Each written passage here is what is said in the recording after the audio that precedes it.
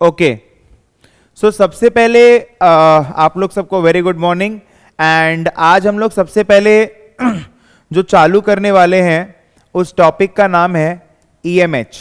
ठीक है, अपना रिवीजन सीरीज में इसका फुल फॉर्म है efficient market hypothesis. Efficient market hypothesis, ठीक है ना। सो बेसिकली ये जो टॉपिक है ये बहुत इंपॉर्टेंट टॉपिक है, इजी भी है बोल के ये इंपॉर्टेंट है, ठीक है ना। इसमें कुछ है नहीं, सबसे पहले हम लोग को ये समझना होगा कि एक एफिशिएंट मार्केट क्या होता है।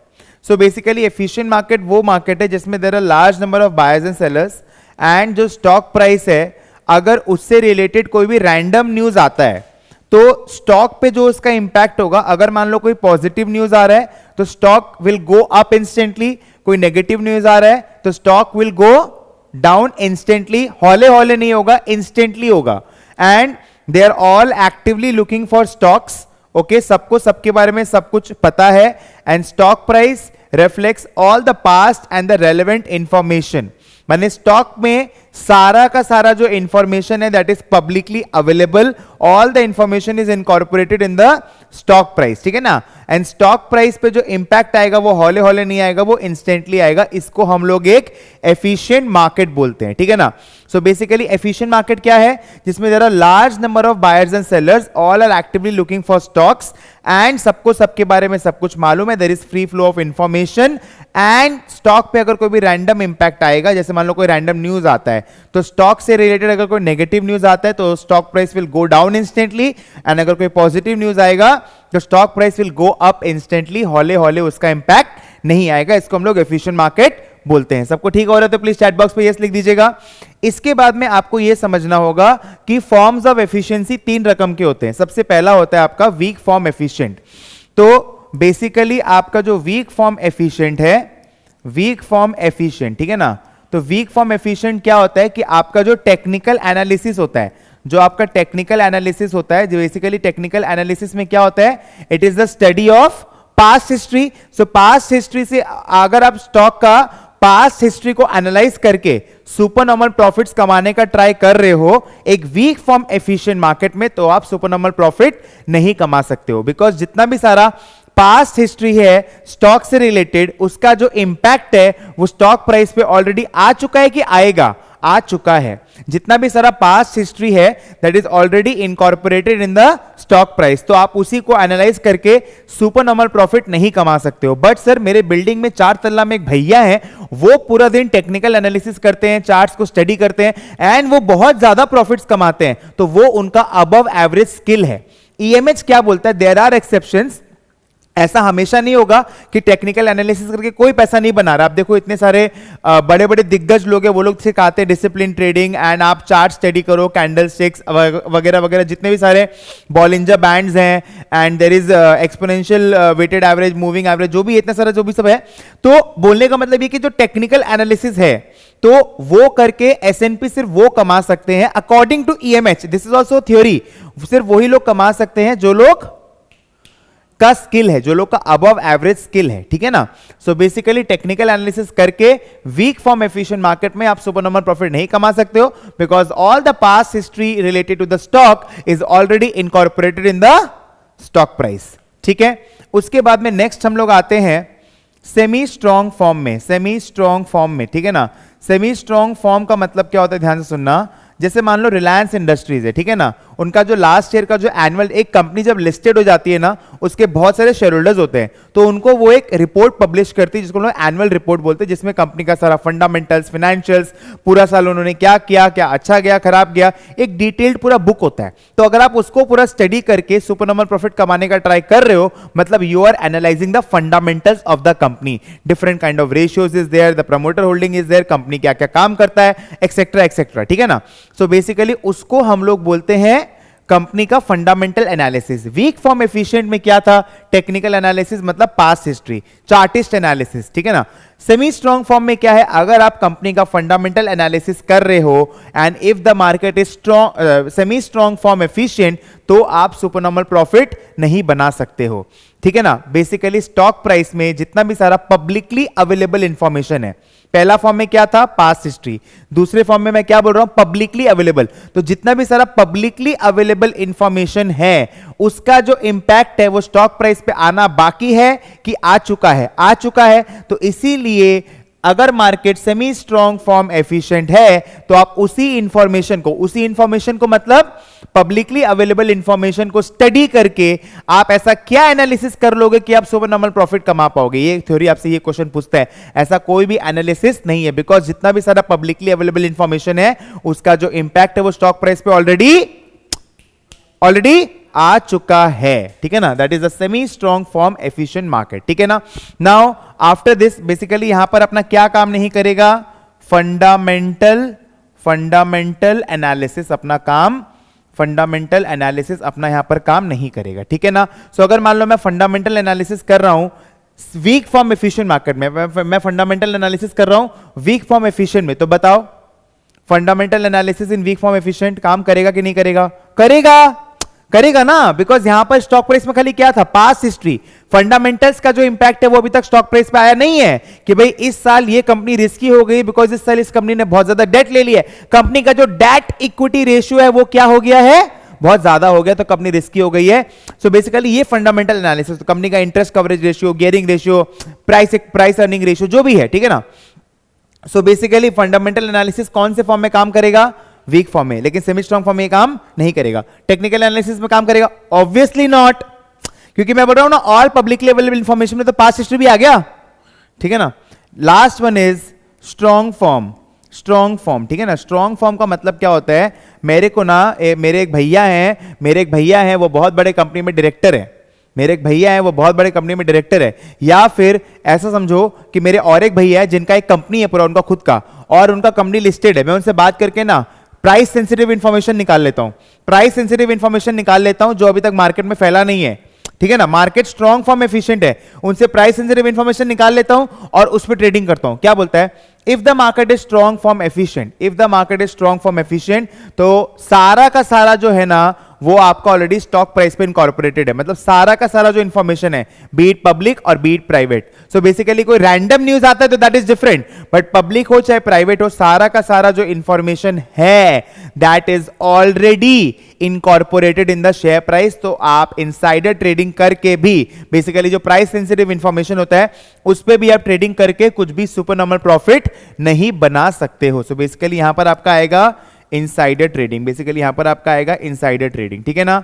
यहां तक सबको comfortable, cool everyone, yes no, फटाफट से बताइए यहां तक सबको ठीक है, यस नो, चलो फटाफट से बताओ बेबी, ओके चलो। तो स्ट्रॉन्ग फॉर्म अपना हो गया, अब अपने को देखना होगा भाई, अपने बोल तो दिए मार्केट वीक फॉर्म एफिशिएंट होगा, मार्केट सेमी स्ट्रॉन्ग फॉर्म होगा, मार्केट स्ट्रॉन्ग फॉर्म, टेस्ट कैसे करेंगे। तो सबसे पहला जो टेस्टिंग मैं आपको बताऊंगा वो बताऊंगा स्ट्रॉन्ग फॉर्म का, ठीक है। स्ट्रॉन्ग फॉर्म का टेस्टिंग क्या बोलता है, बोला आप बड़े बड़े कंपनी जो है ना उनके डायरेक्टर का शेयर डीलिंग रिपोर्ट निकालो, उनके डायरेक्टर्स कौन कौन से शेयर में ट्रेडिंग करते हैं वगैरह वगैरह।